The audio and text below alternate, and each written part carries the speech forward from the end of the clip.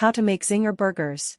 KFC's delicious, spicy tangy Zinger Burger is a world-famous fast food combination that is easy to create in your home kitchen. The trick to making an authentic, crispy Zinger Burger lies in the spices found in the chicken marinade and the secret sauce. We'll teach you how to quickly make the perfect crunchy and tender Zinger Burger in just a few easy steps. Step 1. Marinate the chicken breast with salt, pepper, and mustard paste for 15 minutes. Step 2. Take a bowl out. Step 3.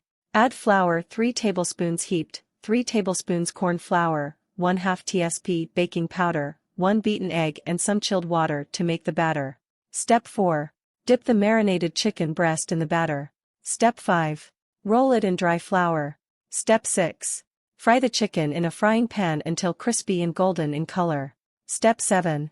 Cut the burger buns in half. Step 8. Apply mayonnaise and vinegar on the bun. Step 9.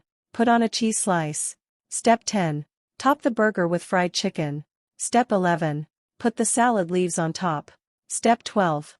Cover the burger with the top part of the bun. Step 13.